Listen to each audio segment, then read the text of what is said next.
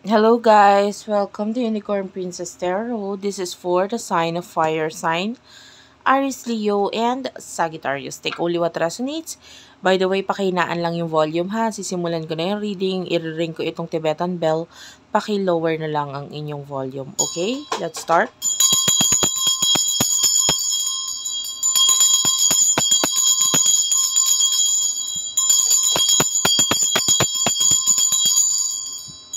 Okay, that is to cleanse my space and yeah, let's start. This is for the sign of fire sign, Aries, Leo, Sagittarius. Okay.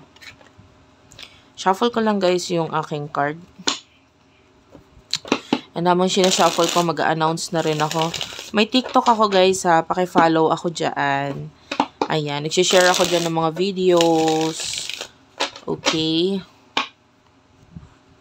Yung mga astrology reading dyan ko na lang muna sa TikTok i-upload. Actually, dyan ako talaga first nag-upload, especially mga astrology regarding astrology or whatsoever. So, if you want, if you're interested about horoscope or zodiac reading, astrological reading, feel free to follow me there. Let's start your reading. Okay, fire sign. This is general love reading. Love to guys, but if I am reading career, sasabihin ko naman yon sa title. So, check mo na lang yung mga videos may nakalagay career. Crickets and journal. So, ito yung pinaka main energy mo, fire sign. Yeah, and I can see you being quiet. Not communicating that much. Kung ano man yung mga nasa isipan mo. No? You do have here today at the bottom of the deck and the drama queen. So, I feel like there's chaos or malaking kaguluhan or maybe may mga problem ka ngayon that you are, not taking any actions. Some of you pwede may katahimikan or not being, not telling anyone or or even your family kung ano yung mga plano mo or maybe you're hiding something. Yung iba hindi ka naman nagtatago but I can see you being silent. Tahimik lang. You are, some of you may mga paperworks na kailangan gawain. You need to focus. Yeah, guys. Some of you may mga taxes na kailangan bayaran. So, kailangan ayusin mo yun, bayaran mo yun para there's no penalty or what. But, anyway.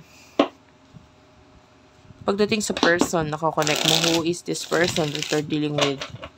Fire sign. Who is this person that you're dealing with? Kakonect ni fire sign. Please, spirit guides, angel guides. Kakonect ni fire sign. Okay. Family is here. So, you maybe have a family with this person. Or may connection kayo through family. You do have here grip. So, there's this, you could be dealing with a person na nakilala mo sa online or maybe, for now, pwede may connection kayo through online or most of the time, ang pag-uusap nyo nangyayari through video call or chat. And there's this grip. So, I feel like medyo mahirap or one of you is parang nahihirapan sa connection na to. Like, I don't know if it's you or yung person mo. Pwede kasing person mo kasi you're not being communicative eh. Hindi mo sinasabi kung ano nasa isipan mo, anong plano mo, etc. You're not talking, you're not even communicating. Pag sinabi natin communicating, talagang yung pasasalitan ng pakikipag-usap or yan, yung ganon, balikan ng pag-uusap. I don't know, paano ba sabihin sa words yon, but I feel like hindi mo mabanggit sa kanya yung mga bagay na nasa isipan mo. And this person is, nahihirapan siya sa ganon. Kasi gusto niyang makipag-usap ka, gusto niya ng, like,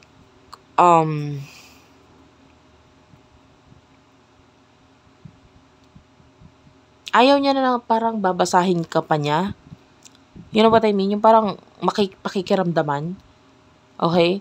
Gusto niyang malaman kung ano talaga yung nasa isip mo at etc. This person is pwedeng nahihirapan sa ginagawa mong gano'n na parang feeling niya kasi siya lang yung nag-work out sa connection na ito. You know what I mean? And yeah, parang pinupurso ka niya or pinipilit ka niya sa isang bagay or kailangan ka pa niyang pilitin sa isang bagay. So, isa pa ito sa nagpapahirap sa kanya. Emotions. Ano emotions ninyo sa isa't isa? Some of you may relationship that I can see relationship. You do have your racing and yeah, you're trying to avoid this person or yung communication. Some of you hindi man ina-avoid but it's like marami kang gustong gawin na iba bukod sa pakikipag-usap din sa person na to. Some of you ganon. You have your desire. So there's lust, there's sexual connection or you do like this person yung sa itsura niya sa katawan niya and you want this person sexually. Sa regarding emotion, you do have your gossip. So some of you may nagpapaselos sa'yo. That's why parang pwedeng or maybe feeling mo ay nasasapawan ka ng person na ito. Maybe mas, if you have relationship, pwede mas malaki kasi sahod niya and so on and so forth. And idinedeny mo lang sa sarili mo na na ganon, na parang na hindi ka naiinggit or hindi ka ayun, kunwari lang wala kang pakialam, etc. But deep inside, there's this feeling na, especially if you're the man in the relationship, parang ang hirap naman kasing tanggapin. Or kung hindi man sa kanya mismo, maybe sa mga kabarkada mo, sa mga kaibigan mo. Kasi they can provide for their family. No? Tapos ikaw parang may insecurities ka, sabihin na natin ganun. And kung siya naman yon sa person mo mismo, pwedeng nai-insecure ka kasi medyo mas magaling siya sa'yo. And some of you, pwedeng you're hiding some kind of jealousy inside. Kung hindi man means mo sa person mo, nasiselos ka sa kinikita niya or sa galing niya, pwedeng with regards to other person or other people na pwedeng napapalapit sa kanya na some of you, mayroong inggit or may selos na kahalo yon na ayaw mong makita, ayaw mong, kumbaga dinadeny mo lang na itong pagseselos na ito ay parang okay, ayokong maramdaman tong selos na to, so ayokong harapin tong person na to for now kasi ang totoo niya nagseselos ka. Okay? Inom lang ako, guys.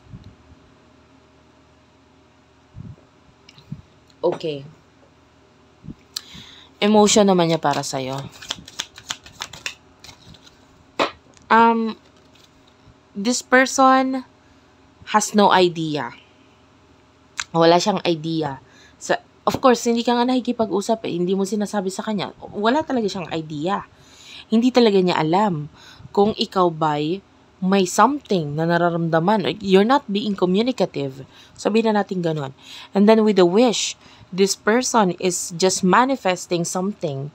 For now, this person, you could be dealing with a religious person, religyoso, religyosa, or lagi siyang nananalangin, etc., na mangyari kung ano man yung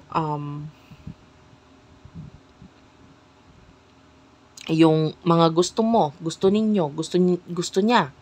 You know? Kasi for some of you, pati siya pinapanalangin ka niya na sana maging okay ka na, ganto ganyan, or sana kung ano yung mga hinihiling mo, mangyari, ganon. So this person, wala talaga siyang idea sa kung ano man yung actions mo dito. And kung may relationship kayo, feeling niya normal lang, okay lang naman, siguro ganyan talaga siya, ayaw niya masyadong nakikipag-connect, communicate, what. Alam mo yon, yung parang wala siyang idea sa kung ano yung mga nasa isipan mo na yan.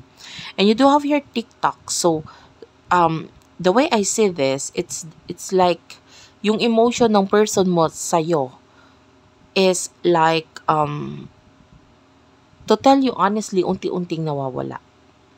Okay? Why did I say na unti-unting nawawala? Alam mo yan sa sarili mo kasi you're being harsh. There's this drastic card here, so this is extreme harsh cut-off. Paano hindi mawawala? Ikaw tong nagka-cut off. Ikaw tong kausap ka niya, bigla ka mawawala. Ikaw tong masyadong nagiging harsh or grabe ka naman kasi minsan sa kanya. So, The energy is that yung emotion ng person mo, let's say this person loves you, mahal ka niya. Kasi hindi ka naman niya iintindihin kung hindi ka niya mahal eh. Hindi ka niya iintindihin sa ganyang style mo. The way I see this, you are the one na may mga kakulangan. Okay? And you do have your escapade. So, you're trying to hide away. And alam mo sa relationship is about partnership. Hindi lang siya relasyon na may love, na may family, kasi may pamilya kayo, kasi mahal yung isa't isa. Take only what resonates. Ang relationship is partnership din. And when with regards to partnership, no? Kung ikaw ay makikipag-partner, for example, kahit hindi sa love sa negosyo, gusto mong marinig kung ano yung ideas nung partner mo. 'Di ba? Ganun 'yon. Kahit anong partnership 'yan. Okay, partnership kayo, halimbawa may project na gagawin sa school, mag-partner, 'di ba? Kailangan alam nung isa kung ano yung ideas nung isa dahil maaaring makatulong 'yun eh. And then the other person, okay, kailangan niya rin magsalita ng ideas niya para may partnership, may pagtutulungan. Hindi pwedeng yung isa taga-dikta lang tapos yung isa taga-gawa lang. No, dahil hindi na partnership 'yon. It's like leader and member kind of energy na 'yon. Someone is being dominant, someone is parang sunod lang ng sunod, which is hindi, kasi itong relationship na ito, itong connection na ito, kailangan may partnership. The problem is that hindi ka nakikipag-partner sa kanya. So, ang tendency ko, ano man yung emotion niya, sabihin na natin, unti-unti talaga itong mawawala. Okay? So, what will happen in the future? And for the both of you. Sana nakukuha mo yung reading, nakukuha mo yung messages. Kasi actually, hindi naman dahil reading mo to kailangan paboro sa'yo. But, the way I see this, ikaw talaga yung may kakulangan. Obsession is here, bounty hunter and archangel Michael. Good thing about this relationship or connection is that, protektado. Now, the way I see this, in the near future, no? In the near future, nakikita natin na possible ikaw yung maghabol sa person mo.